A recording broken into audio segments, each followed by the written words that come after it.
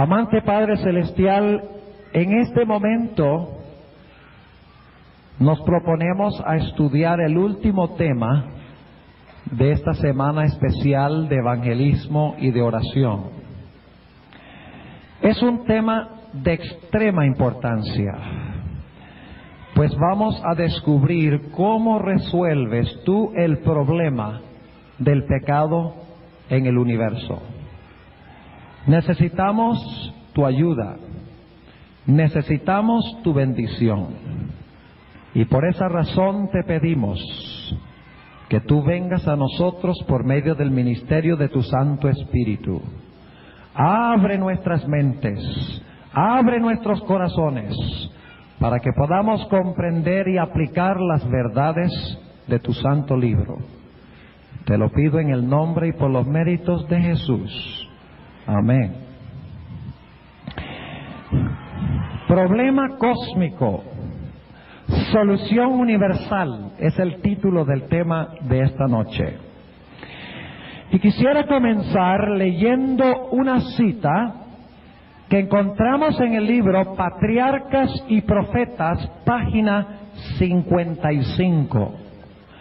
Cuando hablamos del plan de la salvación, generalmente pensamos en términos muy limitados. Decimos, bueno, el Señor Jesucristo vino a morir por mí. El Señor Jesucristo vino a morir por los pecados de este mundo. Y hacemos del plan de la salvación algo muy estrecho, algo muy pequeño, como si el propósito del plan de la salvación fuera nada más salvarme a mí individualmente o salvar al mundo. Pero en esta cita que se encuentra en Patriarcas y Profetas, página 55, encontramos que el plan de salvación tiene un significado mucho más amplio. Dice la sierva de Dios bajo inspiración lo siguiente: pero el plan de redención tenía un propósito todavía más amplio y profundo que el de salvar al hombre. ¿Oyeron eso? Voy a leerlo de nuevo. Pero el plan de redención tenía un propósito todavía más amplio y profundo que el de salvar al hombre. Cristo no vino a la tierra solo por este motivo. Cristo no solo vino a esta tierra para salvarme a mí y para salvarte a ti.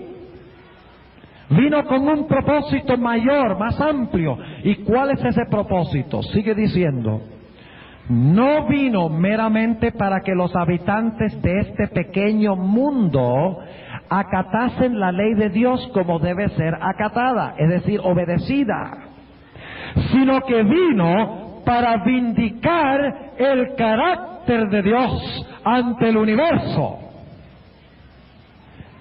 Mis hermanos y hermanas, Dios tiene un problema universal. Este mundo representa un problema en todo el universo para Dios. Continúo leyendo. A este resultado, es decir, el de vindicar el carácter de Dios, a este resultado de su gran sacrificio, a su influencia sobre los seres de otros mundos, así como sobre el hombre, se refirió el Salvador cuando poco antes de su crucifixión dijo: ahora es el juicio de este mundo, ahora el príncipe de este mundo será echado fuera, y yo, si fuere levantado de la tierra, a todos traeré a mí mismo. Y ahora escuchen, el acto de Cristo de morir por la salvación del hombre no solo haría accesible el cielo para los hombres. ¿Notaron eso? O sea que la muerte de Cristo no solo haría que el cielo fuera accesible para los seres humanos, sino que ante todo el universo justificaría a Dios y a su Hijo en su trato con la rebelión de Satanás. Demostraría la perpetuidad de la ley de Dios y revelaría la naturaleza y las consecuencias del pecado. Dios tiene un problema universal en sus manos. El pecado no solo es problema de este mundo. El pecado es un problema de todo el vasto universo de Dios. Y ustedes dicen, pero ¿cómo así, pastor? Yo quiero preguntarles en esta noche, ¿dónde comenzó el pecado? El pecado comenzó en el cielo. ¿Cuántos ángeles logró conquistar Lucifer? Una tercera parte de los ángeles. Y la Biblia dice que los ángeles son miles y miles de millones de ángeles. Y Satanás logró engañar a una tercera parte de los ángeles. O sea, ¿está involucrado el cielo en la gran controversia entre el bien y el mal, sí o no? ¿Los ángeles están involucrados? Sí. ¿Los seres humanos están involucrados? Sí. ¿Los seres de otros mundos, como leímos hace un momento, están involucrados? Sí. Todo el universo está involucrado en el problema del pecado. Y por lo tanto, cualquier solución que imponga Dios tiene que ser una solución que resuelva el problema a nivel universal. Posiblemente la mejor forma que podamos nosotros entender el problema que tiene Dios en sus manos, y la mejor descripción de ese problema lo encontramos en el libro de Job. A mí me gusta ese libro. El libro comienza, y voy a repasar la historia porque demuestra que el universo está involucrado, no solamente este mundo. Este mundo es el conejillo de Indias. Tal vez no debo usar esa expresión, pero este mundo es el experimento. Este mundo es la prueba, la evidencia en la gran controversia universal entre Cristo y Satanás. Porque Satanás levantó argumentos en contra del gobierno de Dios.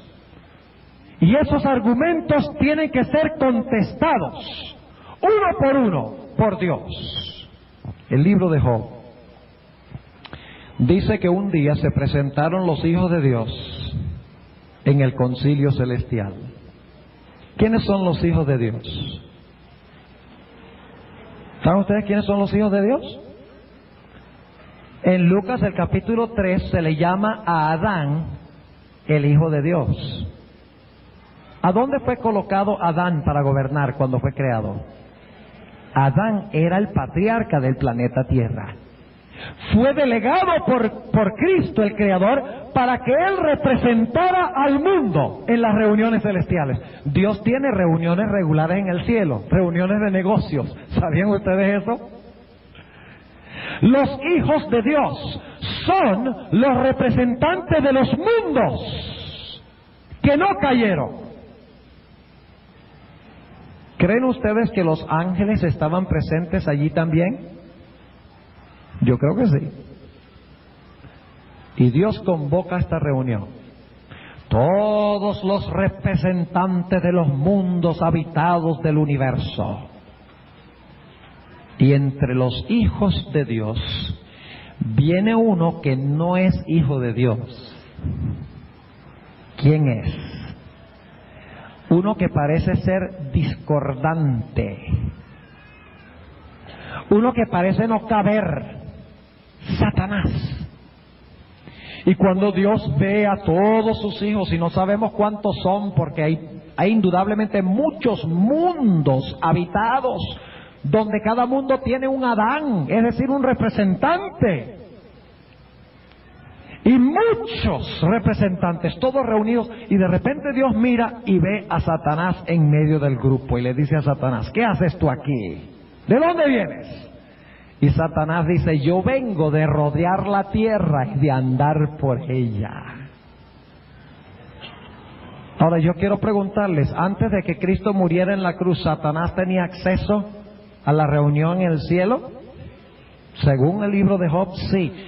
Satanás iba al cielo representando este mundo. ¿Quién debería haber ido para representar el mundo? Adán. ¿Pero quién fue en lugar de Adán? Satanás. Porque Satanás le quitó el dominio ¿a quién? A Adán. Así que Adán, como el más débil, tenía que acatarse al más fuerte, Satanás. Así que Satanás fue representando el mundo. Ahora yo quiero que ustedes noten que en el libro de Job tenemos en realidad un juicio. Todo lo necesario para un juicio está allí. Los ángeles y los seres de los otros mundos son el jurado. El juez es ¿quién? Dios.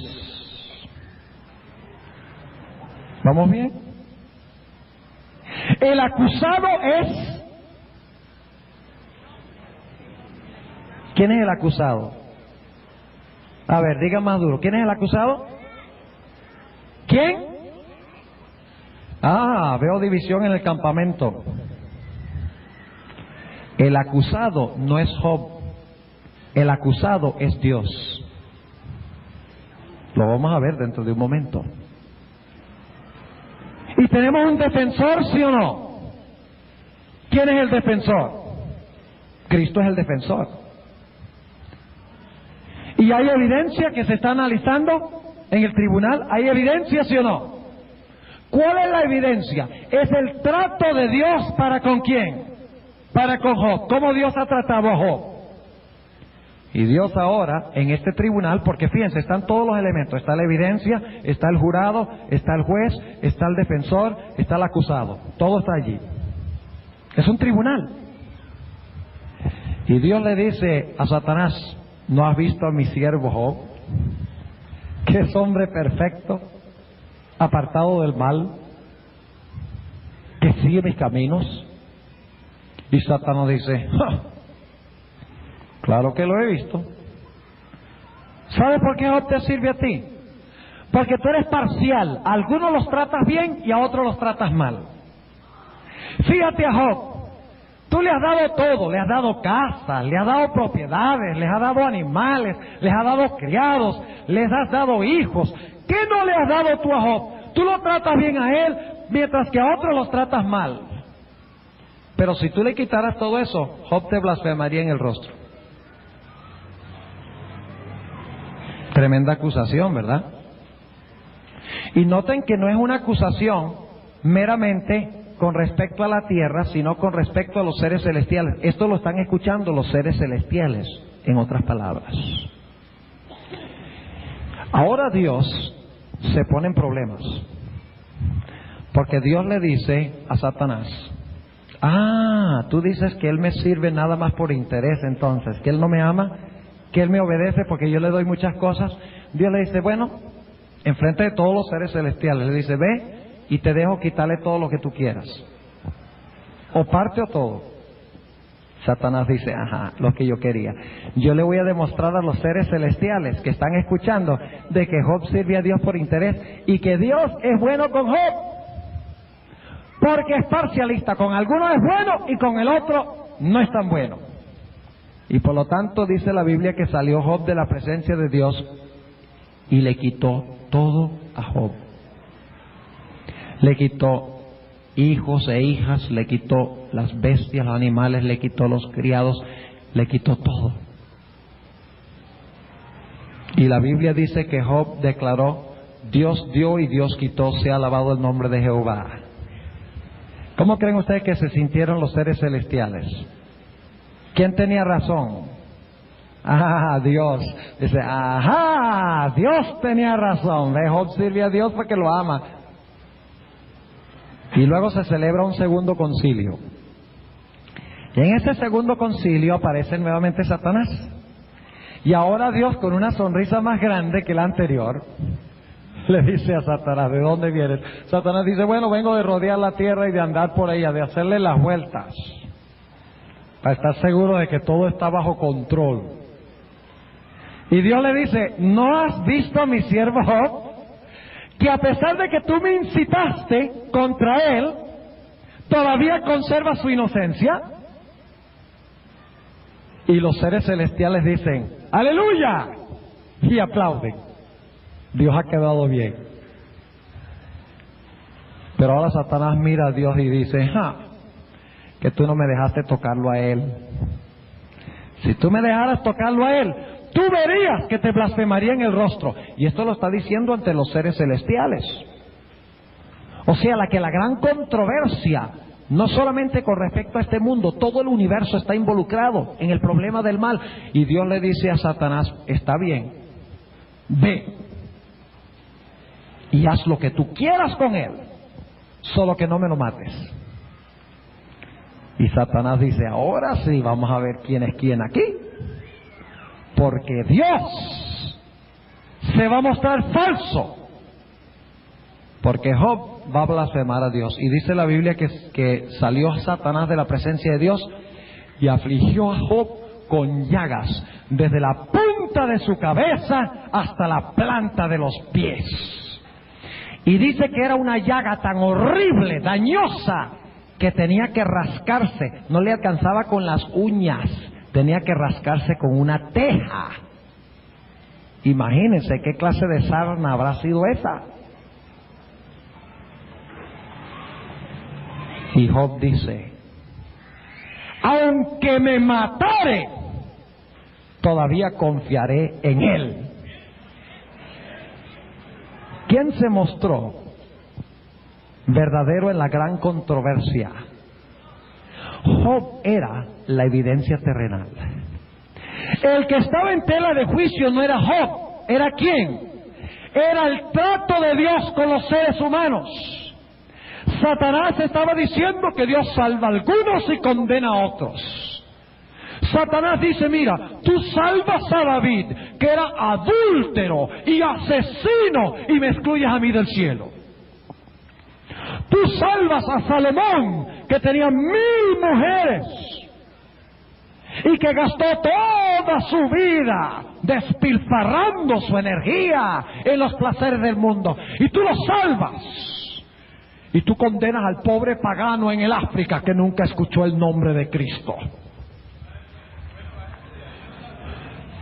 Tú salvas a Moisés y te lo llevas al cielo. Cuando Moisés se airó y golpeó la roca 2 veces, símbolo de tu persona, y te lo llevas al cielo, ese pecador. Mientras que otros pecadores que hicieron menores cosas, tú los condenas. Tú no eres justo, tú no eres misericordioso, tú eres parcialista. Tú salvas a los que quieres y condenas a los que quieres. Ese es el problema que tiene Dios. Y la sierva del Señor dice que Satanás logró sembrar en las mentes de los ángeles, no solamente los ángeles que cayeron, sino los ángeles leales a Dios, dudas y preguntas en cuanto al carácter de Dios.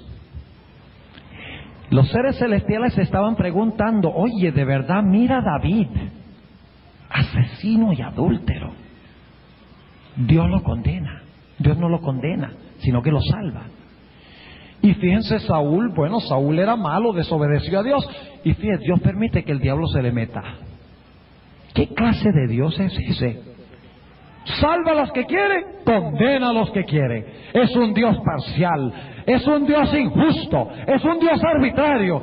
Eso es lo que está diciendo Satanás de Dios, que necesita que Dios imponga una solución de naturaleza universal.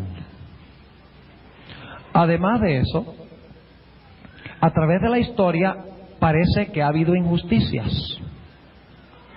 Por ejemplo, durante la Edad Media, la Biblia dice que murieron miles de santos de Dios. ¿Era justo que esos santos murieran? ¿Qué creen ustedes? El cuerno pequeño, que era malo, destruyó a los santos que eran buenos y se salía con la suya. ¿Cómo así? ¿Acaso los santos no debían prevalecer y los malos morir? ¿Cómo es que los santos mueren, los mártires mueren y los impíos prevalecen? ¿Qué justicia hay en eso?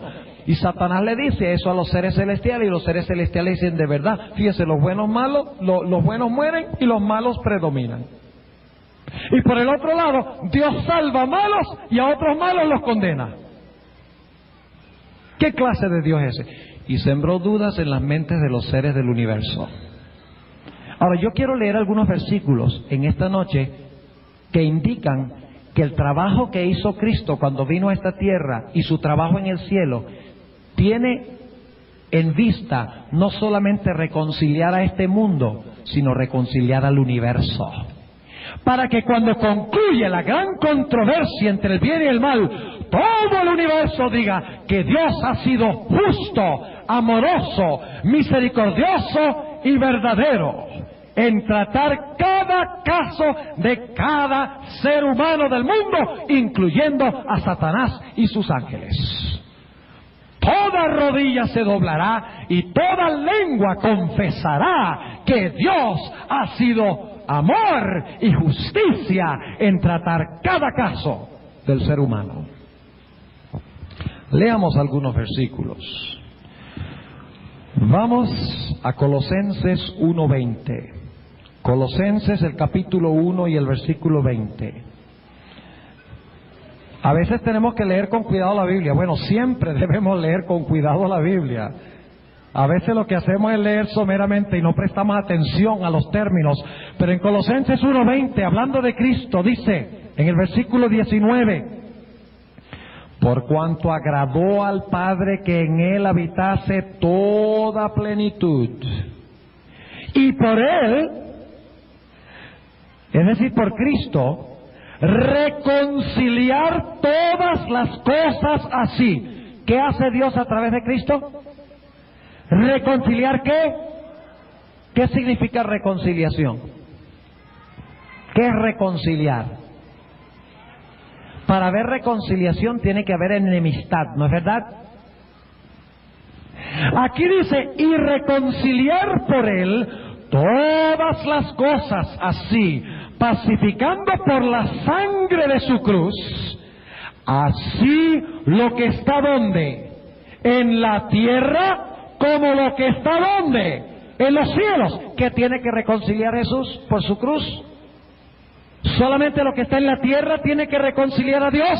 No, tiene que reconciliar además ¿qué? Los cielos, según dice Colosenses 1:20. Es decir, que en los seres celestiales hay dudas y preguntas en cuanto a Dios y la forma como Él maneja los casos de los seres humanos. Notemos Efesios 1 y el versículo 10. Efesios, el capítulo 1 y el versículo 10. Y el versículo 9 para captar el contexto. Descubriéndonos el misterio de su voluntad, según su beneplácito, que se había propuesto en sí mismo, de reunir. Esa es la misma palabra. ¿Qué es lo opuesto de reunir? ¿Qué? Dispersar. Ahora, si Cristo tiene que reunir, es porque las cosas estaban ¿qué? Dispersas. Dice, y de reunir todas las cosas en Cristo, en la dispensación del cumplimiento de los tiempos, así las que están ¿dónde? En los cielos, como las que están ¿dónde? En la tierra. ¿Qué tiene que reunir Cristo en sí mismo? El cielo y la tierra. ¿Qué tiene que reconciliar Cristo?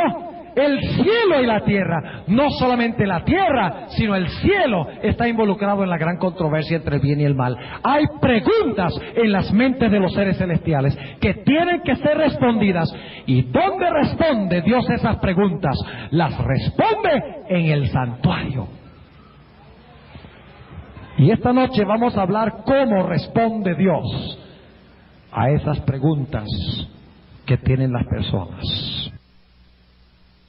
Los que nunca cayeron están involucrados, ¿verdad? Más están involucrados. ¿Quiénes más? Los ángeles que cayeron, ¿verdad?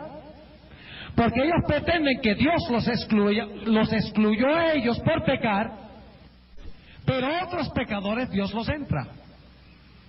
Y dicen, ¿por qué? Eso es injusto. Ve, Dios salva a unos pecadores y a otros pecadores los condena. Así que en primer lugar están involucrados los ángeles leales y están involucrados los ángeles caídos. ¿Quiénes más están involucrados? Los seres humanos penitentes, ¿verdad?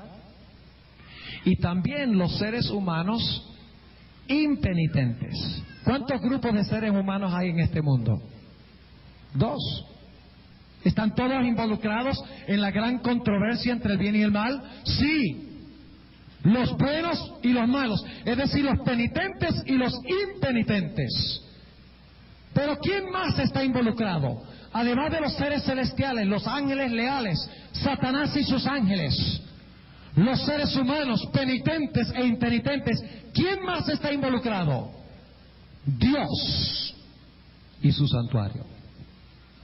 Y cualquier solución al problema del pecado tiene que contestar las preguntas en las mentes de todos estos. Es decir, que cuando concluya el pecado, los ángeles leales, los ángeles caídos, Satanás, los penitentes, los impenitentes, Dios, Cristo, los seres de otros mundos, tendrán todos que confesar que Dios ha actuado correctamente en la gran controversia entre el bien y el mal. ¿Y a dónde contesta Dios las preguntas que hay? Las contesta en el santuario. Y por eso vamos a hablar ahora a continuación del santuario de Dios.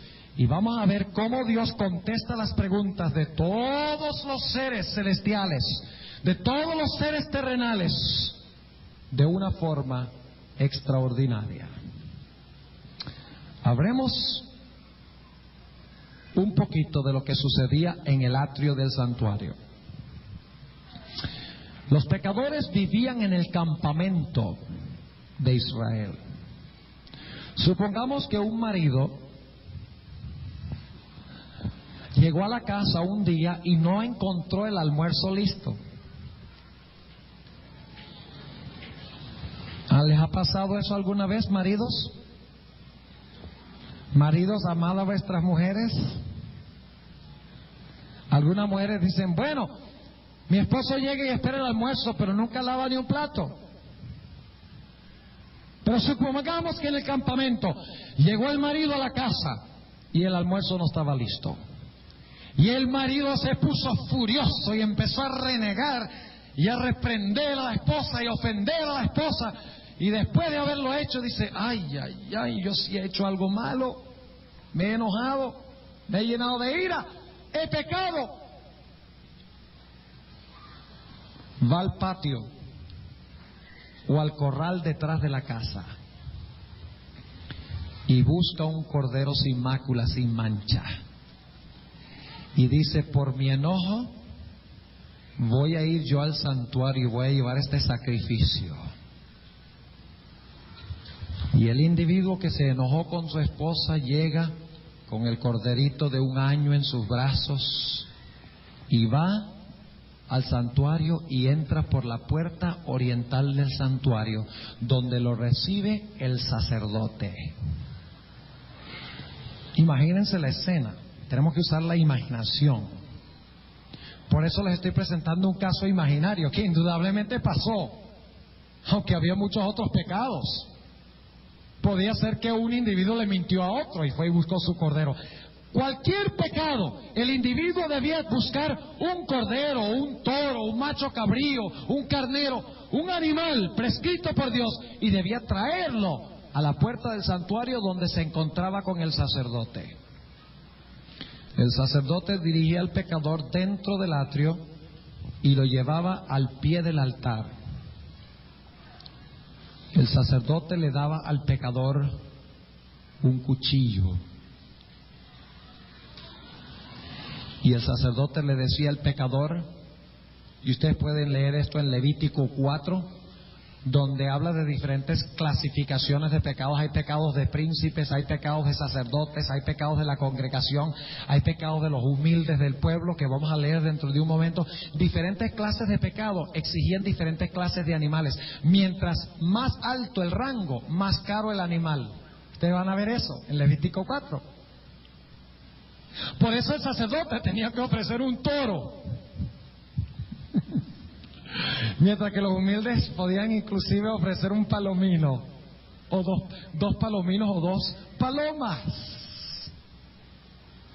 Porque los pecados de los dirigentes son más graves que los pecados del común del pueblo, porque tienen más influencia. El sacerdote le decía al pecador: ahora coloca tus manos sobre la cabeza del cordero y confiesa tu pecado sobre su cabeza. Así el pecador colocaba sus manos sobre la cabeza de ese cordero y confesaba el pecado que había cometido. Y luego el sacerdote le decía: ahora toma el cuchillo que tienes en tu mano y degüella el animal. Córtale la garganta para que salga profusamente la sangre del animal, se desangre y se muera. Ahora imagínense ustedes la terrible escena. Aquí está este animalito inocente. ¿Cuánta culpabilidad tenía el cordero? 0. Era inmaculado, puro. Imagínese todo el año el pecador viendo ese corderito con la manada dando salticos en el patio de la casa. Y ahora tiene que tomar ese animal y mirar en los ojos de ese animalito, en los ojos de ese corderito inocente, y pensar en llevarlo al santuario y con sus propias manos confesar sus delitos, sus pecados sobre la cabeza del cordero, y luego con sus propias manos degollar al animal. Y esos ojos inocentes que antes lo miraban con cariño, esperando protección, ahora de repente el animal queda inerte sobre el altar. Terrible. ¿Saben ustedes que me puse a calcular el número de animales que se sacrificaron entre el tiempo cuando se estableció el sistema del santuario en el año 1445 a.C. hasta el año 70, cuando fue destruido el templo por los romanos? Nada más los sacrificios de la mañana y de la tarde, tomando en cuenta que el sábado se doblaban los sacrificios, se hacían 2 en la mañana y 2 en la tarde. ¿Saben ustedes cuántos animales, nada más en el servicio matutino y el servicio vespertino, se ofrecieron durante ese tiempo? 1.185.950 corderos degollados por las manos del pecador. Además de eso, había muchos otros sacrificios. Habían miles y posiblemente centenares de miles de sacrificios que se hacían en otras circunstancias. O sea que los sacrificios de animales eran millones y millones desde que se estableció el santuario hasta que fue destruido el templo en el año 70 por los romanos. Ahora vamos a examinar qué significa lo que hacía el pecador. El pecador se arrepentía en su casa. Traía el cordero, porque si no se hubiera arrepentido no hubiera traído el cordero, ¿verdad? Es porque estaba triste y arrepentido que traía el cordero a la puerta. Entraba al santuario y ¿qué hacía? Colocaba sus manos sobre la cabeza del cordero. ¿Por qué no los colocaba sobre la espalda del cordero? ¿Por qué colocar las manos sobre la cabeza del cordero y confesar sus pecados sobre la cabeza del cordero? ¿Qué sucedía cuando hacía el pecador eso? ¿Saben lo que sucedía? Los pecados que había cometido el pecador eran transferidos al cordero. ¿Dónde radica el pecado primordialmente? ¿Dónde radica el pecado? Aquí, en la conciencia del ser humano. Por eso es que se colocaban las manos sobre la cabeza del cordero, transfiriendo los pecados sobre sobre el cerebro, sobre la mente del cordero, sobre la conciencia del cordero. Y ahora algo tremendo sucedía. Donde antes el pecador venía y el pecador era culpable y el cordero era inocente, después de colocarle las manos y degollarlo, el cordero era culpable y el pecador era ¿qué? Inocente. tremendo! ¡Qué transacción increíble! Ahora yo les pregunto, ¿la sangre limpia o contamina? ¿Cuántos dicen que la sangre limpia? ¿Cuántos dicen que la sangre contamina? ¿Cuántos no dicen nada? ¿Qué le da miedo contestar?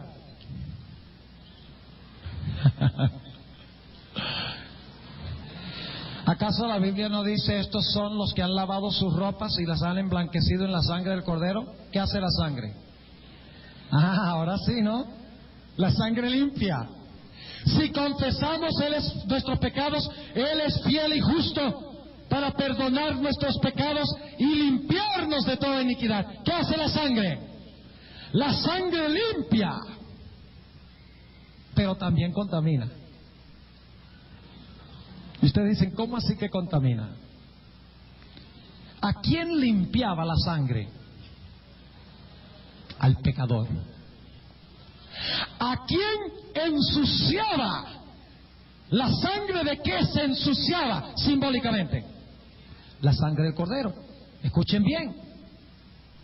Porque el pecador, al colocar sus manos sobre la cabeza del Cordero, ¿qué hacía? Transfería sus pecados al Cordero y el Cordero moría. La paga del pecado es ¿qué? Muerte. Es decir, el Cordero se había convertido ¿en qué? En pecador, en lugar del que realmente había pecado. Ahora yo quiero preguntarles, ¿ustedes creen que eso es justo? Una pregunta difícil, ¿no? ¿Ustedes creen que es justo que un pobre corderito que no había hecho nada malo de repente muera? Y que el pecador que había hecho y deshecho se va tranquilo para su casa limpio. No pareciera justo. Y eso es precisamente lo que dice Satanás. Satanás dice, eso no es justo. Y vamos a ver un poquito más adelante en el tema esta noche cómo Dios contesta esa acusación de Satanás. Pero volvamos al Cordero. Cuando se sacrificaba el Cordero y el Cordero moría, derramaba su sangre. La sangre del Cordero estaba ¿qué? Contaminada. ¿Entienden lo que estamos diciendo? ¿Contaminada de qué? De pecado. ¿Quién quedaba limpio? El pecador. ¿Quién quedaba sucio? El Cordero. ¿Qué hace la sangre? La sangre limpia al pecador, pero la sangre contamina a la víctima. Vamos a leerlo ahora en Levítico 4. Levítico, el capítulo 4. Y no pierdan el hilo, porque esta noche vamos a hablar cómo Dios maravillosamente resuelve el problema del pecado en el santuario. Levítico, el capítulo 4. Y vamos a leer el versículo 4. Y aquí se hablan de varias clases de sacrificios, pero solamente vamos a leer uno. Versículo 4. Y traerá el becerro a la puerta del tabernáculo del testimonio delante de Jehová. ¿Y qué hará? Y pondrá su mano sobre la cabeza del becerro. ¿Y qué hará luego? Y lo degollará delante de Jehová. ¿Qué se hacía después de degollar el animal? Ahí ya se terminó todo, ¿no? Se acabó el servicio del santuario cuando se degolló el animal. El pecador se fue limpio e inocente y se acabó la historia. ¿Ah, no? ¿Qué se hacía con la sangre? Noten lo que dice en el versículo 5. Y el sacerdote ungido hará ¿qué? Ungido tomará de la sangre del becerro y la traerá ¿a dónde? Al tabernáculo del testimonio. Es decir, que él ahora trae sangre y la mete ¿dónde? Dentro del tabernáculo. ¿Y en qué condición se encuentra esa sangre? La sangre se encuentra inmunda, contaminada ¿de qué? contaminada del pecado que fue confesado sobre la cabeza del animal inocente. ¿Era justo que el animal inocente muriera? No, porque el animal inocente no era culpable. Ahora, esperen un rato, vamos a ver algo tremendo aquí. No crean ustedes que Cristo el Cordero va a cargar las injusticias de los seres humanos para siempre. No crean ustedes que el sacrificio que hizo Cristo en la cruz como el Cordero de Dios significa que Él va a cargar para siempre los pecados de los seres humanos, que el inocente va a sufrir por los culpables. No. Dentro de unos momentos dice: y mojará el sacerdote su dedo en la sangre, versículo 6, y rociará de aquella sangre 7 veces delante de Jehová. ¿Hacia dónde? Hacia el velo del santuario. ¿Qué hacía el sacerdote con la sangre? Rociaba la sangre. ¿En qué condición estaba la sangre? ¿Qué tenía la sangre? Contaminada ¿de qué? De pecado. Y el sacerdote rociaba la sangre. ¿Y qué significaba rociar la sangre que cargaba el pecado? Significaba que el pecado era transferido del pecador a la víctima, al santuario. ¿Cuántos entienden lo que estamos diciendo? ¿Sí? O sea, repito nuevamente, el pecado era transferido del pecador a la víctima. La víctima moría por el pecado del pecador.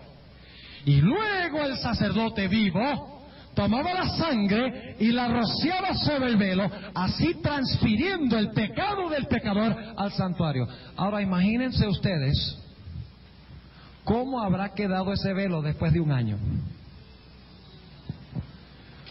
Pueden imaginarse cómo habrá quedado, no solamente con estos sacrificios, sino con otros sacrificios.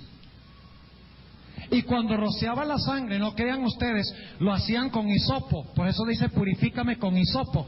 No crean ustedes que cuando echaba la sangre, que la sangre no le caía en las paredes y que caía en el altar de incienso y que caía en el suelo en diferentes partes. Y después de un año, imagínense el terrible olor que había en el santuario. ¿No es precisamente eso lo que dice la Biblia en cuanto al pecado? Ustedes conocen el texto donde dice que su hedor ha llegado a mis ¿qué? A mis narices, hablando del pecado de los seres humanos.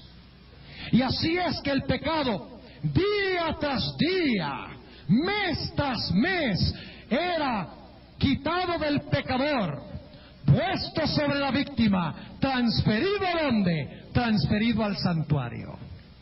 ¿Y qué podía hacer el pecador? El pecador se podía ir a su casa diciendo: gran gozo hay en mi alma hoy. Se podía ir contento, porque él estaba limpio, purificado por la sangre. Pero la pobre víctima no podía decir eso. Ahora, ¿qué representa la víctima? La víctima representa a Cristo. Él es el Cordero sin defecto, es el Cordero de Dios que quita, ¿qué cosa? Que quita el pecado del mundo. La víctima es Cristo. ¿Y quiénes son los pecadores? Nosotros. ¿Con cuántos pecados murió Cristo? ¿Con los pecados de qué? Con los pecados de todo el mundo. Entonces todo el mundo se va a salvar. ¿Ah? ¿Qué dicen ustedes? ¿Se va a salvar todo el mundo? ¿O van a haber algunos perdidos? Va a haber algunos perdidos. Pero Cristo murió por los pecados ¿de qué? De todo el mundo. Ahora, quiero que recuerden una cosa muy importante. Escuchen bien lo que voy a decir. El Señor Jesucristo reúne en sí mismo dos símbolos que había en el tabernáculo. En el tabernáculo se necesitaban dos símbolos que representaban una sola cosa. En Jesús se reúnen el sacrificio y ¿qué más? Y el sacerdote. El problema es que en el Antiguo Testamento no se podía tener un solo símbolo, porque si mataban al sacerdote, ¿cómo podía llevar la sangre al santuario? ¿Entienden lo que estamos diciendo? Por eso necesitaban un cordero que muriera y luego el sacerdote vivo que llevara la sangre al santuario, llevando los pecados y colocándolos sobre el velo. Pero en Cristo se reúnen los dos símbolos. Es decir, que Cristo es la víctima que muere y es el sacerdote que vive. Ahora, Cristo cuando murió, murió con los pecados de todo el mundo, ¿verdad? ¿Y qué hace Cristo después de su ascensión? ¿Lleva Cristo sangre dentro del santuario después de su ascensión? ¿Lleva sangre? No, Él no lleva sangre. Claro que lleva sangre, ¿no la lleva en las venas? ¿La lleva en las venas, sí o no? La sangre preciosa, a donde fueron colocados los pecados, por los cuales murió Cristo. Cristo entra al santuario con su sangre, según el libro de Hebreos, ¿sí o no? Sí, entra al santuario con su sangre. ¿Y qué hace con los pecados que entran al santuario? ¿Qué pasa con los pecados que nosotros elevamos en nuestras oraciones a Dios pidiendo perdón? ¿Qué es lo que sucede? Desde el año 31, cuando Cristo ascendió, está aplicando los beneficios de su sacrificio a individuos. Individuos que lo reclaman. Es decir, Cristo dice, yo morí por tus pecados. No digan ustedes que los judíos mataron a Cristo, ni digan que los romanos mataron a Cristo. ¿Quién mató a Cristo? Yo maté a Cristo. Nosotros los pecadores matamos a Cristo. Somos culpables. Pero desde el tiempo cuando Cristo ascendió, Él ahora toma su sangre y va ante su Padre. ¿Y qué hace con la sangre que lleva los pecados nuestros? Cuando los confesamos, ¿Él qué hace? Simbólicamente Él rocía su sangre, solo que ahora no es sangre en un recipiente, sino que es su sangre viva. Cristo le dice a su Padre, le dice, Padre, mi sangre, mi sangre, mi sangre, cuando un pecador se arrepiente y confiesa sus pecados. ¿Y qué hace Jesús? Jesús va metiendo los pecados ¿dónde? Desde que ascendió. Todos los pecados, como en el Antiguo Testamento, van ¿qué? Van entrando y entrando y entrando y entrando al santuario. ¿Y cómo queda el santuario celestial? A ver, ¿cómo queda el santuario celestial? Contaminado. ¿Y cómo quedamos nosotros? Vaya maravilla de maravillas, ¿no? Los culpables se van limpiecitos por la sangre derramada y aplicada del Cordero. Pero el que era inocente muere por el pecado y transfiere el pecado ¿a dónde? Transfiere el pecado al santuario. Es decir, traslada el pecado al santuario. Ahora, algunas personas dicen, ¿cómo puede algo ser santo y contaminado al mismo tiempo? Yo quiero preguntarles algo. ¿Ese cordero era inocente en verdad, pero era también culpable? ¿Era santo y al mismo tiempo era impío el cordero? ¿Sí o no? ¿Cómo puede algo ser santo y pecador al mismo tiempo? Porque el cordero era inocente, pero los pecados los recibía. Era inocente y culpable. Algunos dicen, eso es ridículo, eso no puede ser. ¿Saben ustedes cómo funciona eso? Eso funciona de la siguiente forma. Cristo es la explicación de cómo el santuario puede ser inocente y al mismo tiempo culpable. ¿Qué representa el santuario? ¿Quién habita en el santuario? ¿Quién? Dios. Y cuando los pecados se depositan en el santuario, ¿quién está asimilando la culpa de los seres humanos? ¿Quién? A ver, ¿están durmiendo? Cuando los pecados entran al santuario, el santuario representa a Dios, donde Dios habita. Cuando los pecados entran al santuario, ¿quién está asumiendo la culpabilidad, la culpa por los pecados? Dios. Pero les pregunto, ¿es Dios culpable o es Dios inocente? Ahora fíjense, al mismo tiempo el santuario es inocente, porque en realidad no cometió esos pecados, pero también es culpable porque los pecados fueron metidos allá, los pecados de otros. ¿No pasó lo mismo con Cristo?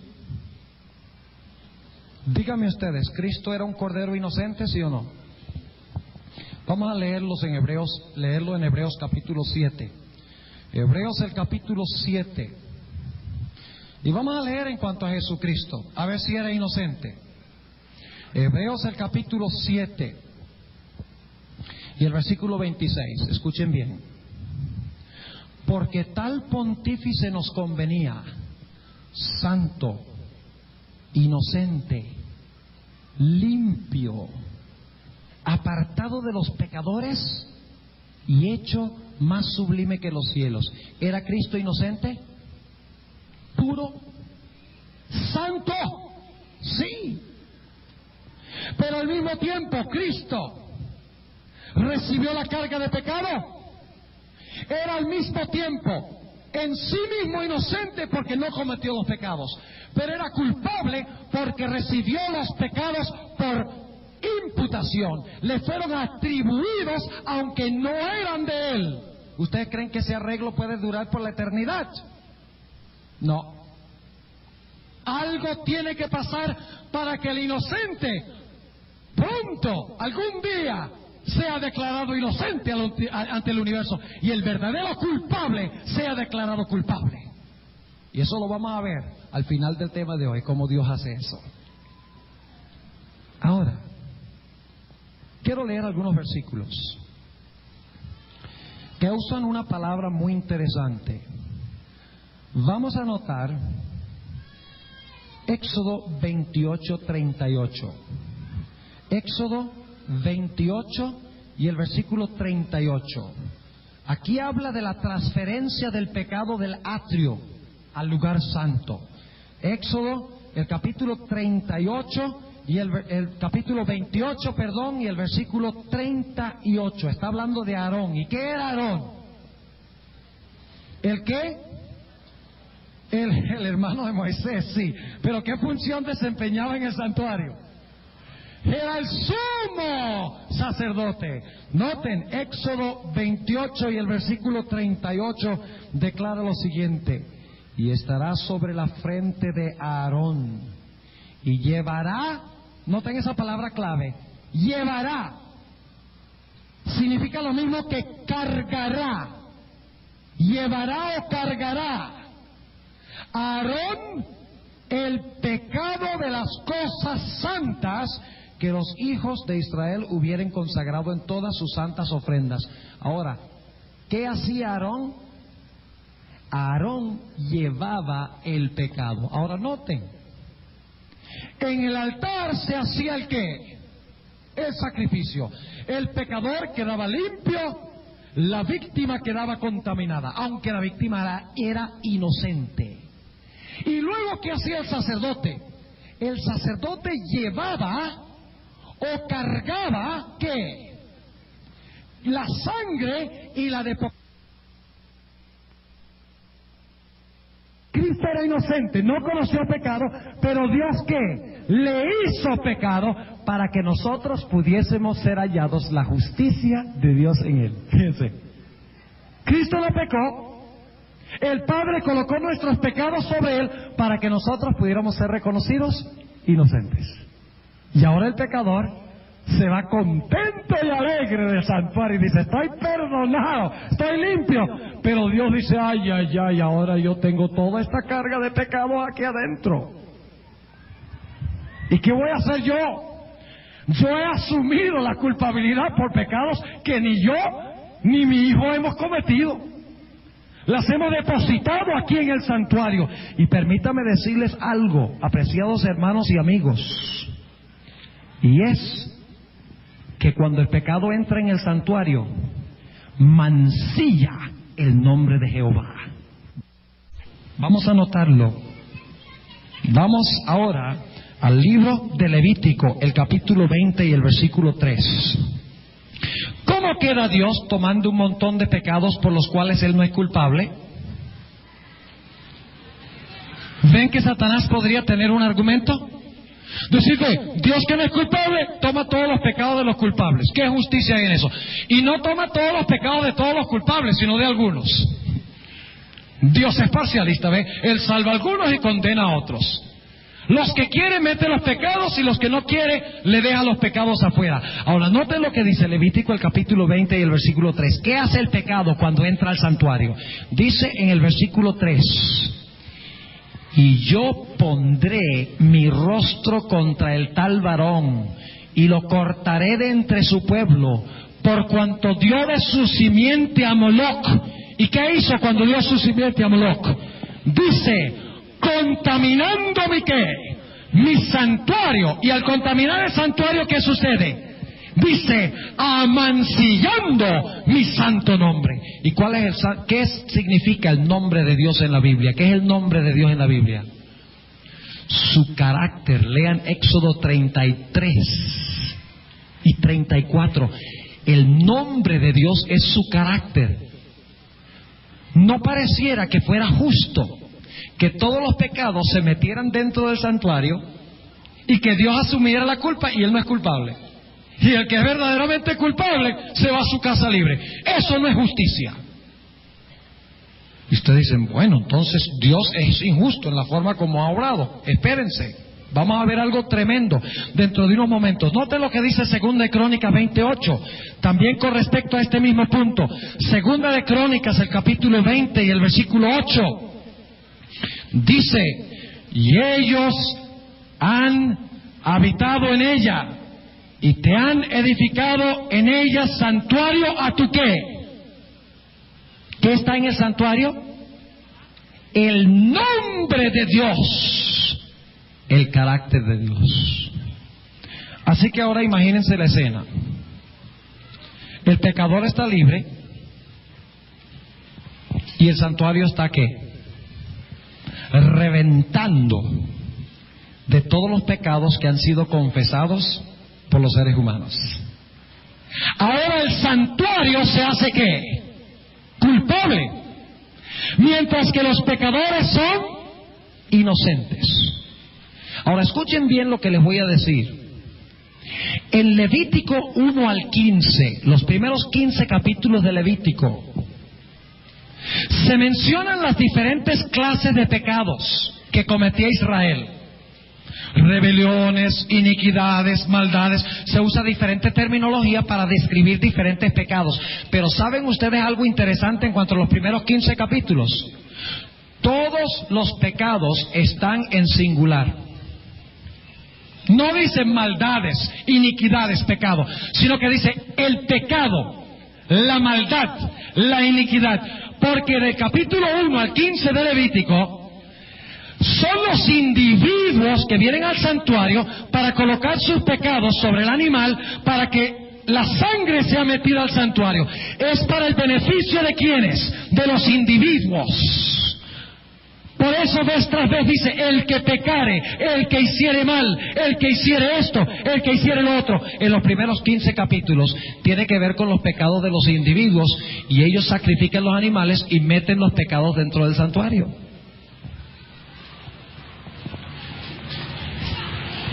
Y al hacer eso, profanan el nombre de Jehová y contaminan ¿qué? El santuario. Ahora yo quiero preguntarles, hermanos y amigos, lo siguiente. ¿Puede la santidad y el pecado habitar juntos? Cuidado con la respuesta. ¿Dónde comenzó el pecado?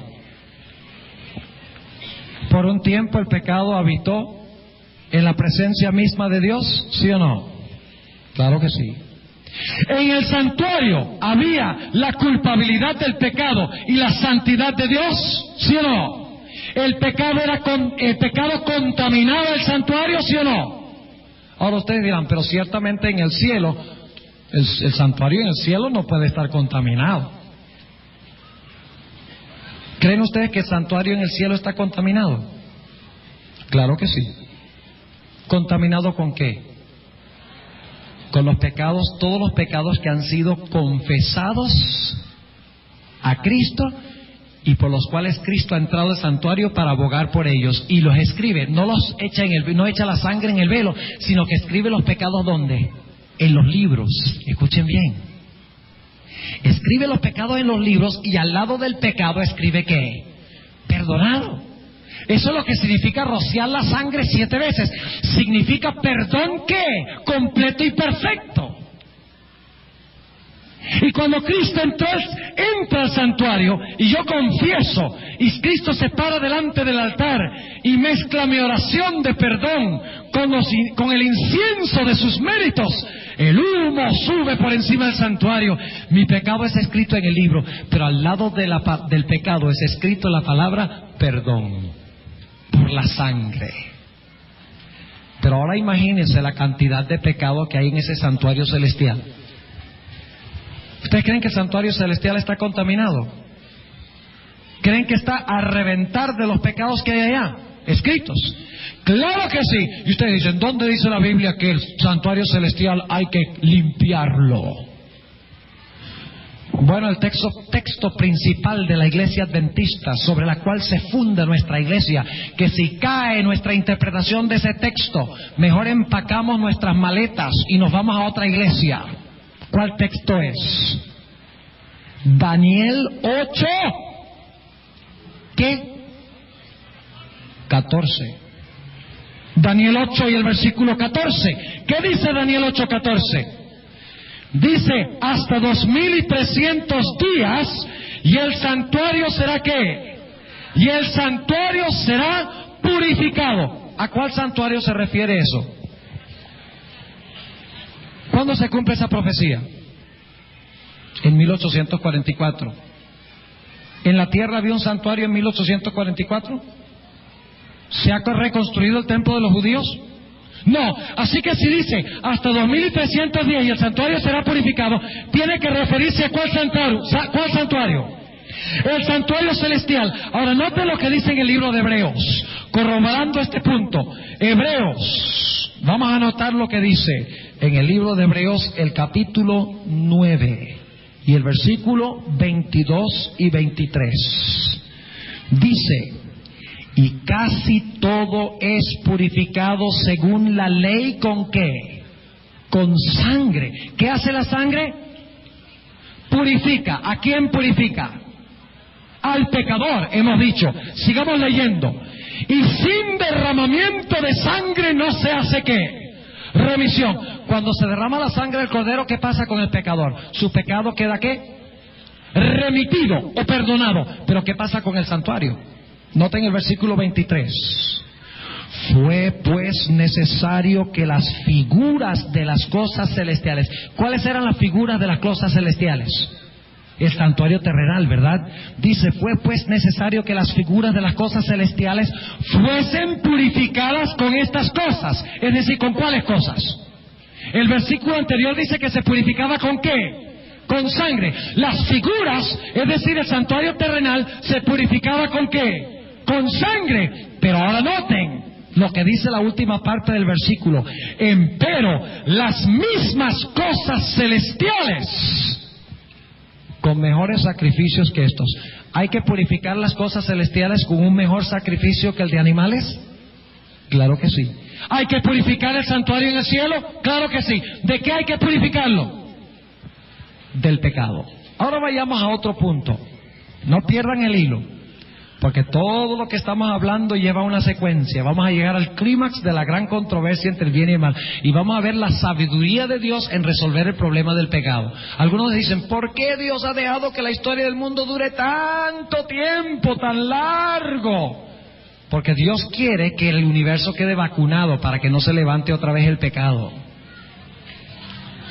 Ahora, ¿cuántas formas había para el pecado entrar al santuario? 2. La primera forma en que el pecado entraba al santuario era legalmente. Es lo que hemos hablado.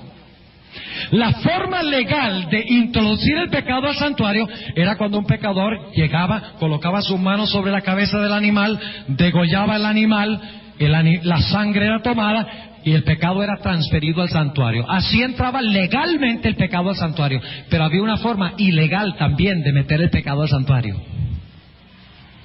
Y esto es lo que muchas personas desconocen, porque no solamente los pecados de los santos entran al santuario, sino los pecados de ¿quiénes? De los impíos. ¿Acaso en el juicio Dios no va a examinar los casos de los buenos y los malos según la Biblia? ¿No dice que es menester que todos nosotros comparezcamos ante el tribunal de Cristo? ¿Sí o no? Entonces, ¿los pecados de los malos también entran al santuario? ¿Son registrados en el santuario? Sí. Vamos a leer algunos versículos. Noten el libro de Números, el capítulo 19. Números, el capítulo 19. Y vamos a leer los versículos 13 y también el versículo 20. Números, el capítulo 19 y el versículo 13 y también el versículo 20. Dice: cualquiera que tocare en muerto, en persona de hombre que estuviere muerto, y no se purificare, el tabernáculo de Jehová, ¿qué? ¿Qué dice? El tabernáculo de Jehová contaminó. O sea que el que no se purificaba con la sangre o con el agua, ¿qué pasaba con el tabernáculo? ¿El tabernáculo se contaminaba con ese pecado, sí o no? Sí, sigue diciendo: y aquella persona será cortada de Israel, por cuanto el agua de la separación no fue rociada sobre él, inmundo será, y su inmundicia será ¿qué? Sobre él. Note lo que dice el versículo 20: y el que fuere inmundo y no se purificare, la tal persona será cortada de entre la congregación, por cuanto ¿qué hizo? Contaminó el tabernáculo de Jehová. Las obras malas también contaminan el tabernáculo, aun cuando no se hace un sacrificio para meter los pecados legalmente, ¿sí o no? Claro que sí. Los pecados de los impíos que no entran a través de la sangre del cordero también contaminan el santuario. No olviden eso. Vamos a leer algunos versículos más. Ezequiel 23, sobre la entrada ilegal de los pecados. La entrada legal y normal es a través de la sangre del cordero. Pero noten lo que dice Ezequiel, el capítulo 23 y el versículo 38 y 39. Ezequiel 23 y el versículo 38 y el versículo 39. Aún esto más me hicieron: contaminaron mi santuario en aquel día. ¿Es posible que los impíos contaminen el santuario también? La sangre del cordero contaminaba legalmente el santuario con el pecado, cuando el pecado se introducía a través de la sangre. Pero aquí dice que inclusive aquellas personas que hacen el mal contaminan el santuario. ¿Y cómo lo contaminaron? Dice: y profanaron ¿qué cosa? Mis sábados. Y luego dice en el versículo 39: pues habiendo sacrificado sus hijos a sus ídolos, entrábanse en mi santuario el mismo día. ¿Para qué? Para contaminarlo. Y he aquí, así hicieron en medio de mi casa. ¿Los pecados de los impíos también contaminan el santuario? Sí. ¿Pero entran sus pecados por la sangre del cordero? No. No entra a través de la sangre del cordero. Recuerden eso. Leamos un par de textos más. Levítico 20 y el versículo 3. Levítico el capítulo 20 y el versículo 3. Habla también de la contaminación ilegal del santuario, de los impíos. Los pecados de los impíos también entran allá. Levítico el capítulo 20 y el versículo 3 declara lo siguiente: y yo pondré mi rostro contra el tal varón y lo cortaré de entre su pueblo, por cuanto dio su simiente a Moloc, contaminando mi santuario y amancillando mi nombre.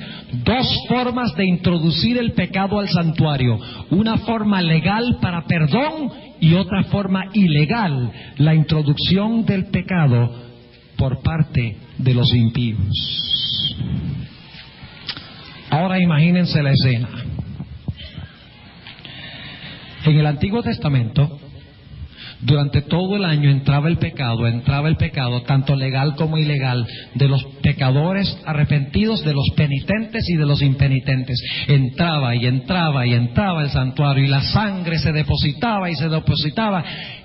El santuario estaba a reventar de pecados, y así está el santuario celestial, lleno de pecado, tanto de los penitentes que metieron sus pecados por la sangre, como de los impenitentes cuyos pecados han entrado, pero no a través de la sangre. Recuerden ese detalle que es muy importante. Ahora surge la pregunta: ¿había algún momento en el año cuando todos esos pecados eran limpiados? ¿Cuántas veces al año?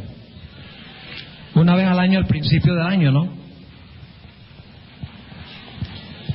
¿Cuándo se limpiaban los pecados? Al final del año, escuchen bien.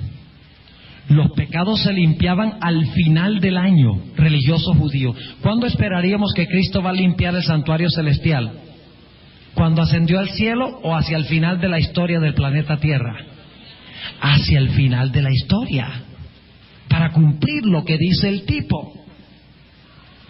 Ahora, en el día de expiación, todos esos pecados que habían entrado al santuario, ahora sucedía algo espectacular. Vamos a anotarlo en el libro de Levítico, el capítulo 15 y el versículo 31. Levítico 15 y el versículo 31. Así apartaréis los hijos de Israel de sus inmundicias, a fin de que no mueran por sus inmundicias, ensuciando mi tabernáculo que está entre ellos. El tabernáculo estaba sucio, pero ahora venía el día de la ¿qué? De la expiación. Y en vez de ministrar en el lugar santo, escuchen bien, en vez de solamente meter los pecados, y dicho sea de paso, en el día de expiación el sacerdote continuaba metiendo los pecados. Porque lo primero que hacía en el día de expiación era sacrificar un animal por los pecados del pueblo. Si ese no fuera el caso, si Cristo está ahora en el día de la expiación, ya se hubiera cerrado la administración del santuario, si hubiera abandonado su obra del lugar santo y nada más estuviera en el lugar santísimo, entonces estaríamos todos perdidos, porque en el día de expiación se continuaba metiendo los pecados y al mismo tiempo que se hacía. Y al mismo tiempo, luego al final, se sacaban los pecados que estaban allí. Ahora vamos al libro de Levítico, el capítulo 16. ¿A quiénes beneficiaba el día de expiación? ¿Por quiénes se hacía el día de expiación? Por todos los impíos. ¿Para quiénes era el día de expiación? ¿Para todo el mundo? El día de expiación era exclusivamente para tratar los pecados de los penitentes. El servicio en sí del día de expiación. Y ustedes dicen, ¿y los impenitentes qué? Ya vamos a llegar a eso. Levítico 16 y el versículo 16. En Levítico 16 no entran en perspectiva los impíos. En Levítico 23 sí, pero en Levítico 16 no. Dice en el versículo 16, y vamos a leer en el versículo, empezando en el versículo 15. Después degollará en expiación el macho cabrío que era del pueblo, y meterá la sangre de él del velo adentro, y hará de su sangre como hizo de la sangre del becerro, y esparcirá sobre la cubierta y delante de la cubierta, es decir, entrará al lugar santísimo y rociará la sangre 7 veces, y de esa forma, ¿qué iba a suceder? Lo que iba a suceder es que el sacerdote iba a recoger todos los pecados sobre sí mismo nuevamente. Escuchen bien. ¿Era el santuario culpable de esos pecados? ¿Era Cristo culpable de esos pecados? ¿Quiénes eran culpables por esos pecados? ¿Quiénes? Ustedes dicen que los pecadores, en cierto sentido sí, pero en otro sentido no. Ahora noten lo que dice el versículo 16. Y limpiará ¿qué? El santuario. Si hay que limpiarlo es porque estaba ¿cómo? Sucio. ¿Y cómo se ensució? A través de todos los pecados de los penitentes que entraron al santuario. Y limpiará el santuario de las ¿qué? De las inmundicias ¿de quiénes? De los hijos de Israel. ¿Quiénes entran en perspectiva en el día de expiación? ¿Los filisteos? ¿Los moabitas? ¿Los amonitas? ¿Los egipcios entran en perspectiva? No. ¿Quiénes entran en perspectiva el día de expiación? Los que pretenden servir al Dios verdadero. Solo los que han profesado servir a Dios. Y limpiará el santuario de las inmundicias de los hijos de Israel, y de sus rebeliones y de todos sus pecados. Ahora es interesante, esas tres palabras son las que se usan en los capítulos 1 al 15, pero siempre se usan en singular. Porque el pecador individual metía los pecados al santuario por medio de la sangre. Ahora dice, usando las mismas tres palabras que se usaban para meter los pecados, ahora dice que tendrá que limpiar el santuario de esas cosas que fueron metidas. Inmundicias, rebeliones y pecados. De la misma manera hará al tabernáculo del testimonio, el cual reside entre ellos en medio de sus inmundicias. Ahora noten también lo que dice el versículo 21. Fíjense la escena. Hasta ahora hemos visto que el pecado era transferido del pecador ¿a dónde? Al cordero. Del cordero, el pecado era transferido ¿a quién? Al sacerdote. ¿Quién cargaba qué? La sangre. Y el sacerdote entraba y depositaba el pecado ¿dónde? En el santuario. Y el pecado contaminaba el santuario todo el año.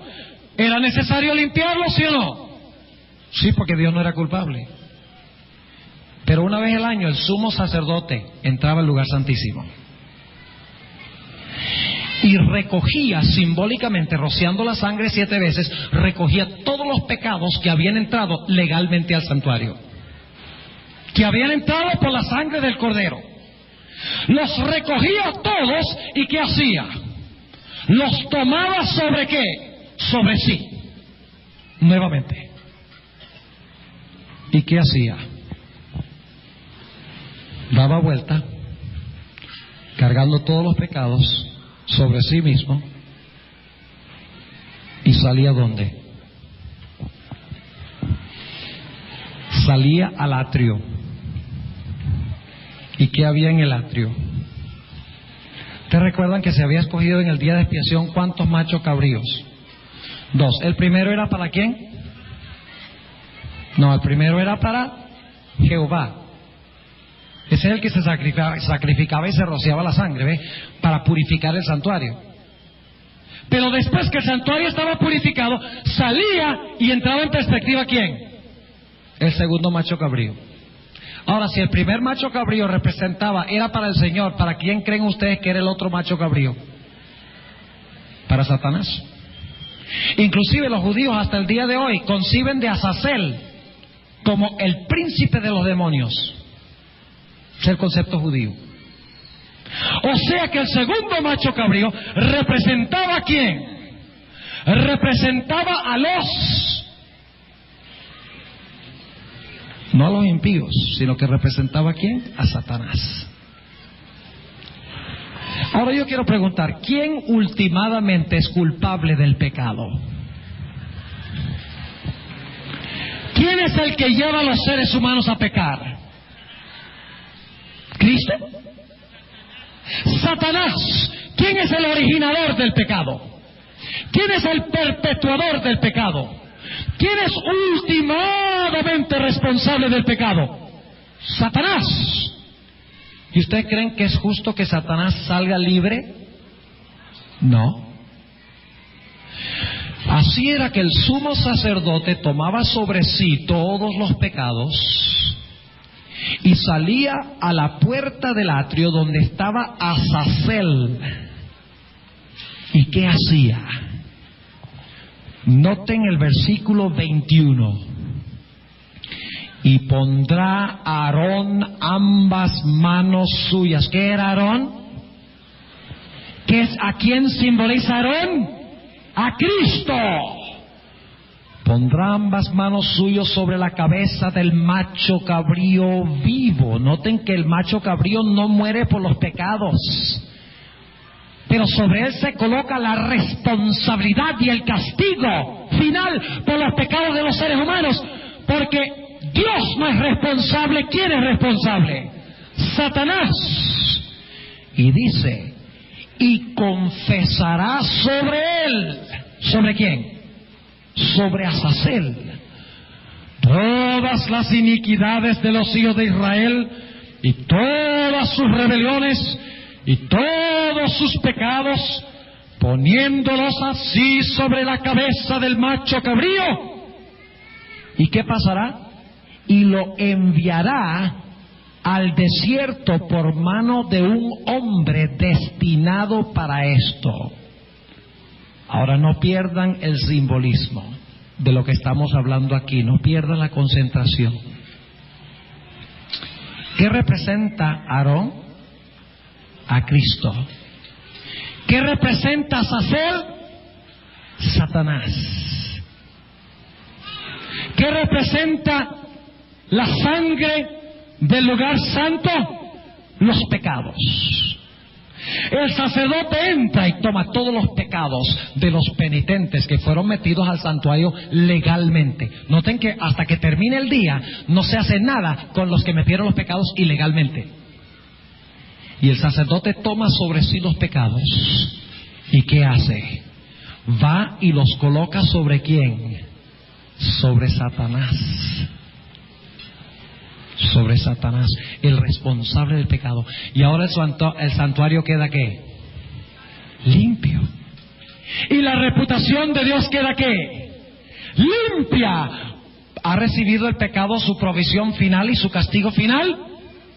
El que es verdaderamente culpable es castigado. Sí, noten, el pecador es inocente.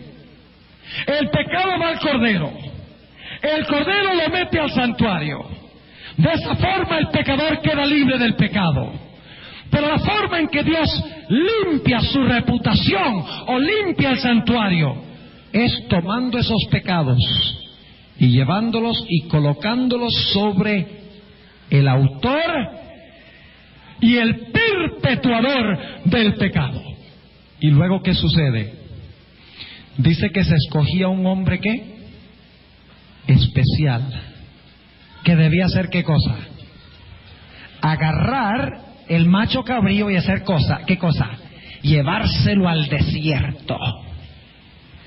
¿Por qué un hombre especial? Yo no sé si ustedes alguna vez han trabajado con chivos o con machos cabríos. Son necios y fácilmente se le escapan a uno. Mi hermana tenía un chivo. ¿Y qué chivo cuando se escapaba para agarrarlo? Era fuerte y corría. Y varias veces se escapó del corral y corrió por todo el colegio donde mi hermana es preceptora. Y ella corriendo atrás del chivo tratando de agarrarlo. Debía ser un hombre que sujetara al macho cabrío y que no lo dejara soltar, porque si lo dejaba soltar, ¿qué pasaba? El pueblo peligraba. ¿Qué representa el macho cabrío? Satanás. ¿Quién es el hombre destinado para agarrarlo? Cristo Jesús. Y ustedes dicen, ¿qué representa el hecho de que Él tiene que sujetarlo y llevarlo? ¿Saben ustedes algo? Durante el periodo de las plagas, Satanás procurará escapar, tratando de engañar a los seres humanos. Tratará de conquistar a los hijos de Dios durante el tiempo de angustia. Quiero leerles una cita muy interesante del Espíritu de Profecía. Noten lo que dice la sierva de Dios en cuanto a este. Impíos. Debe preguntarles, ¿Las plagas vienen antes o después que se coloquen los pecados sobre la cabeza del macho cabrío? Después. Primero se colocan los pecados, luego vienen ¿qué cosa? Las plagas. Y ahora escuchen bien. Las plagas caerán sobre los impíos y no caerán hasta que Jesús se ciña de dichas vestiduras y se siente sobre la gran nube blanca. Ahora, noten la cronología. Primero coloca los pecados sobre ¿quién? Azazel. Luego vienen las ¿qué? Las plagas. Y luego Jesús se sienta sobre ¿qué? Sobre la nube blanca en su segunda venida. No olviden eso. Dice, entonces, escuchen, entonces, mientras están cayendo las plagas, el macho cabrío está siendo llevado al desierto. ¿Qué hacen las plagas con el planeta Tierra? Lo vuelven la tierra desolada, desértica. Dice entonces, el macho cabrío está siendo llevado al desierto. Y ahora escuchen, procura escaparse con todas sus fuerzas, pero la mano que se lo lleva lo sujeta con firmeza. Si llegase a escaparse, Israel perdería sus vidas. Vi que tomaría tiempo conducir al macho cabrío a la tierra del olvido después que se coloquen los pecados sobre su cabeza. Por eso vienen las plagas después que se colocan los pecados sobre el macho cabrío. Y luego ¿qué viene? La segunda venida de Cristo. Y cuando Cristo venga, ¿vendrá cómo? Noten Hebreos el capítulo 9. Hebreos el capítulo 9. Muy interesante este versículo. Algunos creen que cuando Jesús vino a la tierra, murió en el altar, cargó los pecados y ahora que se fue al cielo ya no tiene nada que ver con el pecado, no carga el pecado. Eso no es lo que dice la Biblia. Noten Hebreos el capítulo 9 y el versículo 28. Así también Cristo fue ofrecido una vez para agotar los pecados de muchos, y la segunda vez que sin pecado será visto de los que le esperan para salud. ¿Por qué es visto sin pecado? Porque los pecados antes que Él venga habrán sido colocados ¿dónde? Sobre la cabeza del verdadero responsable del pecado. ¿Dónde comienza el juicio según 1 Pedro 4:17? ¿Dónde? En la casa de Dios. ¿Y cuál es la casa de Dios? 1 Timoteo 3:15 dice que la casa de Dios es la iglesia.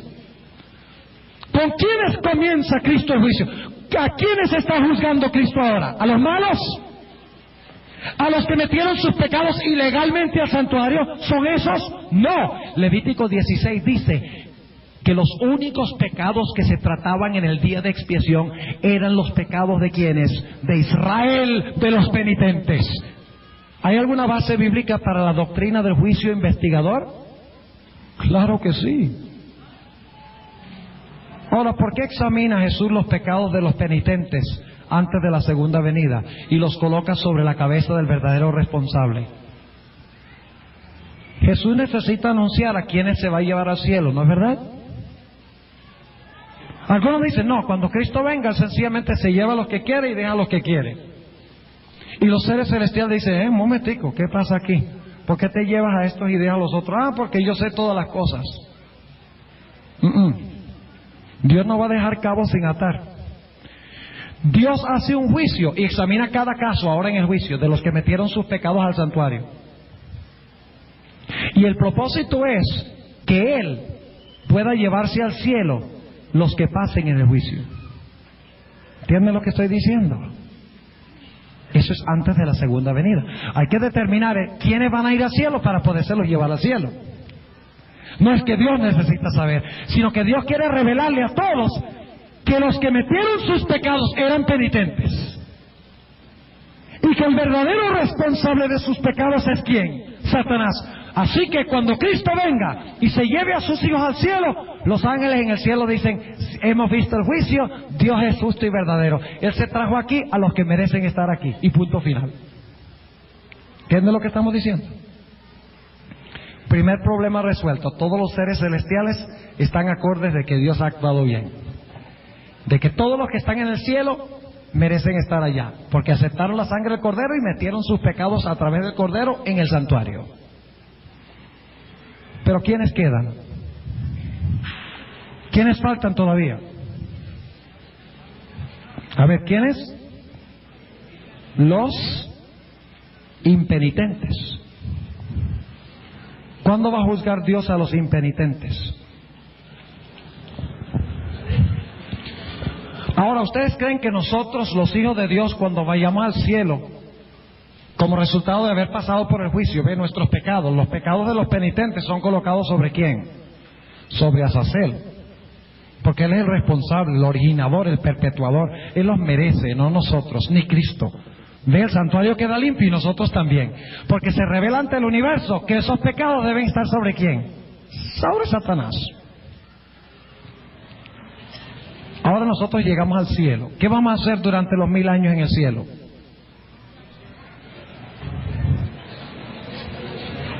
A echarnos una siesta por 1000 años. ¿Qué vamos a hacer? No vamos a leerlo, pero ustedes pueden leer Apocalipsis 24 y 5. Dice que a los santos se les dio tronos y se les dio la facultad de juzgar. Y 1 Corintios 6 y el versículo 1 al 3 dice que nosotros juzgaremos al mundo y juzgaremos a los ángeles. ¿Qué significa que juzgaremos al mundo?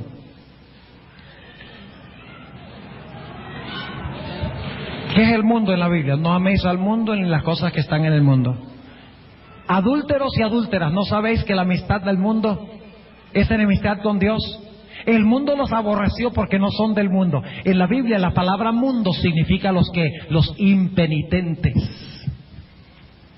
¿Y quiénes son los ángeles que juzgaremos?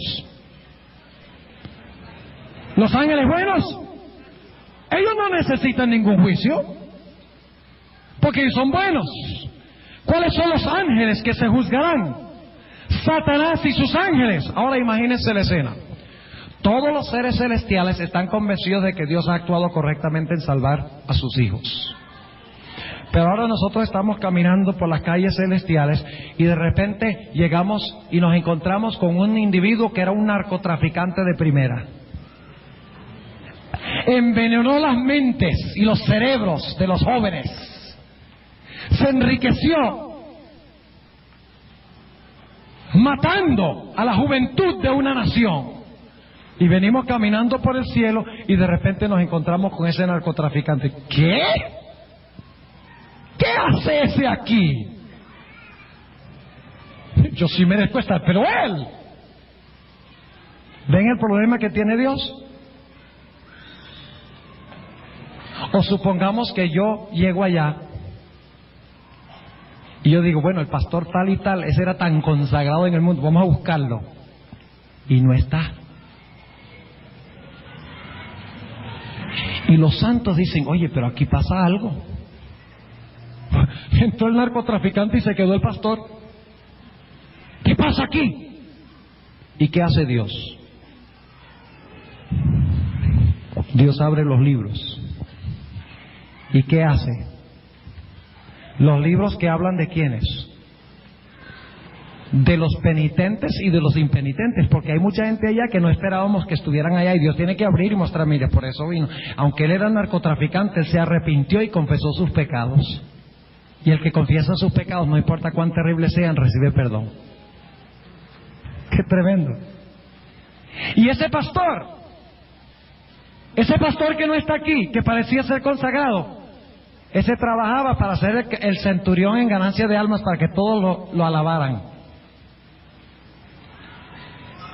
O ese miembro que era tan consagrado que recolectaba miles de pesos, los recolectaba para que le dieran la cintica. Ajá. Decimos, de verdad que nosotros estábamos medio ciegos en la tierra, no entendíamos. Y Dios va a revelar por qué razón dejó fuera del cielo a ciertas personas y por qué incluyó en el cielo a otras personas, y va a revelar que fue justo en cada decisión. ¿Entienden lo que estamos diciendo? Y va a explicar por qué los impenitentes se quedaron en la tierra. Va a juzgar a los impíos. Ahora, mis hermanos, mis hermanas, ¿qué pasaba cuando concluía el día de expiación? ¿Saben ustedes que el día de expiación no va a terminar sino hasta después del milenio? ¿A dónde va a estar Azazel durante el milenio? ¿Y cuál es el desierto? La tierra. ¿La tierra no va a estar desordenada y vacía? Según Jeremías 4, claro que sí, va a estar en la tierra, desolada y vacía, sin seres humanos, vivos por lo menos, están todos muertos. ¿Cuándo era que se trataban los casos de los impíos en el día de expiación? En el mero final. Después que se había hecho todo, se había limpiado el santuario, se habían colocado los pecados sobre Azazel, Azazel había sido desterrado, y luego el sacerdote volvía a decir, a ver, ¿dónde están los impenitentes? ¿Y qué pasaba con los impenitentes? Levítico 23.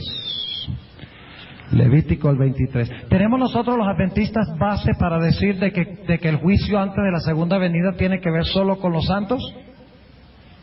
¿Solo con los hijos de Dios? Claro que sí. Noten Levítico el capítulo 23. Levítico el capítulo 23 y el versículo 27. Empero a los 10 días de este mes séptimo será el día de las expiaciones. Tendréis santa convocación y afligiréis vuestras almas y ofreceréis ofrenda encendida a Jehová.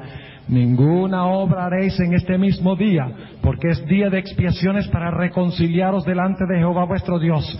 Porque toda persona que no se afligiere en este mismo día, ¿será qué? Será cortado de sus pueblos. Y cualquiera persona que hiciere obra alguna en este mismo día, yo destruiré la tal persona desde entre ese pueblo. Ninguna obra haréis. Estatuto perpetuo es por vuestras edades en todas vuestras habitaciones. ¿Qué pasaba con los impenitentes? Los impenitentes eran ¿qué? Cortados. Ahora vamos a concluir el tema haciéndonos esta pregunta. ¿Cuándo eran cortados los impenitentes? Después del destierro de Azazel, cuando el sacerdote volvía. ¿Cuándo serán cortados los impíos? Los impíos serán cortados después del destierro de Satanás. Noten qué interesante el simbolismo que tenemos aquí.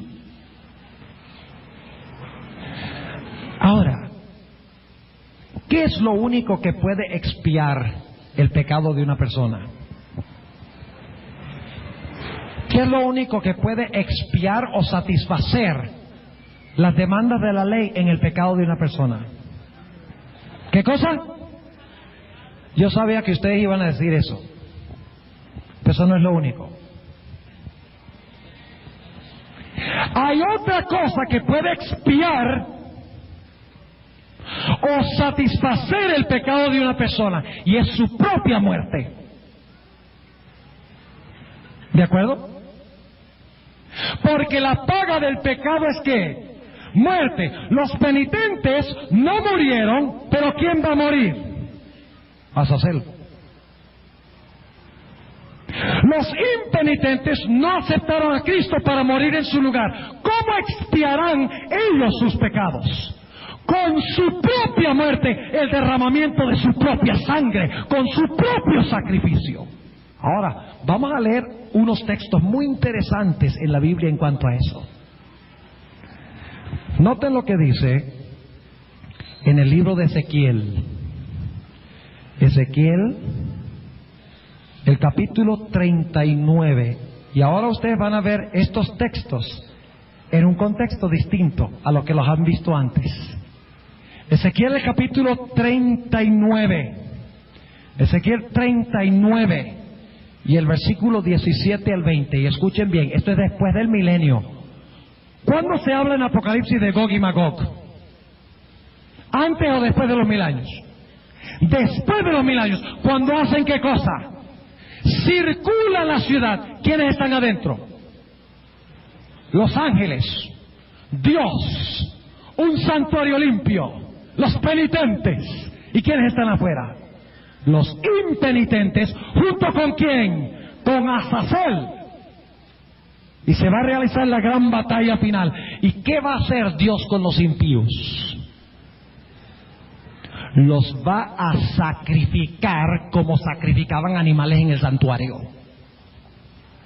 O sea que el sacrificio de estas personas va a expiar sus pecados. Como no aceptaron a Cristo para expiar sus pecados, tendrán que expiar sus pecados con su muerte. ¿Entiende lo que estoy diciendo?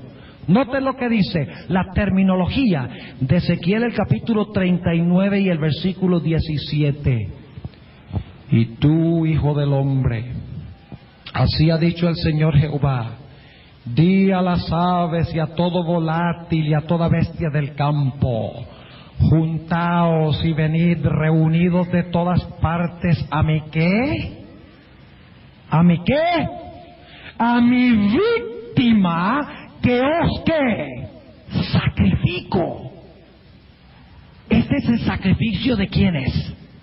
De los impíos. No aceptaron el sacrificio de Cristo, por lo tanto ellos tendrán que ser ¿qué? Sacrificados. Un sacrificio grande sobre los montes de Israel. Y comeréis carne y beberéis sangre. Comeréis carne de fuertes y beberéis sangre de los príncipes de la tierra. Y ahora noten los animales que se mencionan: de carneros, de corderos, de machos de cabrío, de bueyes, de toros, engordados todos en Basán. ¿De quiénes está hablando? De los impenitentes. Noten que los impenitentes no metieron los pecados al santuario, por lo tanto sus pecados recaen ¿sobre qué? Sobre ellos mismos. Sigue diciendo en el versículo 19: ¿comeréis qué? ¿Qué dice? Gordura. O sea que estos animales tienen ¿qué? Tienen la gordura. ¿Qué representa en la Biblia la gordura? ¿Sabe usted lo que representa la gordura en la Biblia? El pecado. El pecado. ¿Qué es lo que estos no han separado de sí mismos? Recuerden que los sacrificios en Israel era necesario que el pecador matara al animal, degollara al animal, luego lo cortara en pedazos y le quitara ¿qué? La grasa que simboliza el pecado. Pero los impíos tienen ¿qué cosa? La grasa. No ha sido separado de ellos ¿qué? El pecado. ¿Y por qué no ha sido separado? Porque no ha sido metido por la sangre ¿dónde? Al santuario. Y si no está en el santuario, ¿dónde está? Sobre ellos. Por eso dice: y comeréis gorduras tartaros y beberéis hasta que embriagaros sangre de mi ¿qué? De mi sacrificio que yo os sacrifiqué.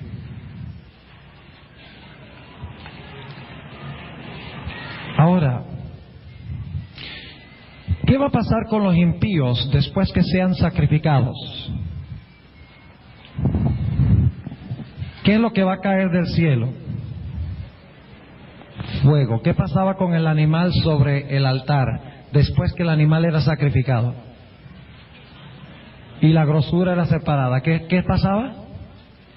Era quemado con fuego. ¿De parte de quién? El fuego del altar caía del cielo. ¿Qué va a pasar con los impíos cuando Dios haga su sacrificio? Va a caer sobre ellos ¿qué cosa? Fuego del cielo. Ahora hablemos muy brevemente en cuanto a lo que pasará después del milenio. Estarán en la ciudad todos los hijos de Dios, con los ángeles, con el Padre, el Hijo y el Espíritu Santo, salvos. Afuera estarán todos los impíos, ¿Bajo el liderazgo de quién? De Satanás. ¿Están todos los ángeles celestiales leales a Dios? ¿Están convencidos de que Dios ha sido correcto en la forma como ha tratado el problema del pecado, sí o no? ¿Nosotros estaremos convencidos, los que llegamos al cielo? ¿Cómo nos convenceremos? Porque se hizo un juicio, ¿cuándo? Durante los 1000 años. Ya estaremos seguros de que Dios trató cada caso correctamente. Pero hay un grupo que todavía no se ha convencido. ¿Cuál grupo es ese? Los impíos y Satanás y sus ángeles. Son los últimos cortados en el día de expiación. Fíjense qué interesante esto. Los últimos cortados en el día de expiación. Están fuera del campamento. Es interesante que Apocalipsis 20 dice que estaban fuera del campamento, fuera del real. Esa es la expresión que se usa. Cuando una persona cometía pecados que profanaban el santuario, por ejemplo, ofrecer sus hijos a Moloc o idolatría, ¿qué mandaba Dios hacer con ellos? Dios los mandaba sacarlos ¿qué? Fuera del real. Y ustedes pueden leer eso, por ejemplo, en Hechos 7:58, en Levítico 24, 14 y 23, los sacaban fuera del real. ¿Y qué hacían? Afuera del campamento, los que los apedreaban. ¿A dónde serán castigados los impíos? Afuera. Pero ¿saben ustedes que antes de castigarlos, Dios va a hacer un juicio? Dios va a abrir los libros otra vez y se los va a mostrar a quienes, a Satanás y sus ángeles y a todos los malos. ¿Dónde se encuentra eso en la Biblia? En Apocalipsis 20:11. Apocalipsis el capítulo 20 y el versículo 11 dice lo siguiente: y vi un gran trono blanco, que sabemos que está en la ciudad por el contexto, y al que estaba sentado sobre él, de delante del cual huyó la tierra y el cielo, y no fue hallado el lugar de ellos. Y vi los muertos grandes y pequeños que estaban delante de Dios, y los libros fueron ¿qué? ¿Fueron libros abiertos antes de los 1000 años? Sí, para examinar los casos de ¿quiénes? De los santos. Después del milenio, ¿se vuelven a abrir, sí o no? Sí, para tratar los casos de ¿quiénes? De los malos, para mostrarle a los malos por qué se perdieron, o los impenitentes. Y dice, y otro libro fue abierto, el cual es el libro de la vida. Por mucho tiempo yo me pregunté por qué se abría el libro de la vida. ¿Y saben ustedes por qué? Porque Dios no solamente le va a revelar a los malos o a los impenitentes por qué ellos se perdieron, sino que le va a revelar a los impíos por qué Él salvó a sus hijos. Porque puede ser que los impíos también vean a ese narcotraficante en la ciudad. Puede ser que otro narcotraficante que no se arrepintió vea al otro narcotraficante adentro y dice, vaya, qué interesante, fíjese qué injusto es Dios. Yo que trafiqué drogas y él traficó drogas, él está adentro y yo afuera. ¿Qué justicia hay en eso? Así que Dios va a revelarles por qué se salvó el ex narcotraficante que está en la ciudad. Y luego Dios va a hablar, ese es el libro de la vida, y luego Dios va a abrir el libro de memoria y le va a mostrar a ellos por qué se perdieron. Y dice en el versículo 13, el versículo 12, la última parte, dice, y fueron juzgados los muertos, es decir, los que se quedaron en la tierra, fueron juzgados los muertos por las cosas que estaban escritas en los libros según sus obras. Y luego dice que son echados ¿dónde?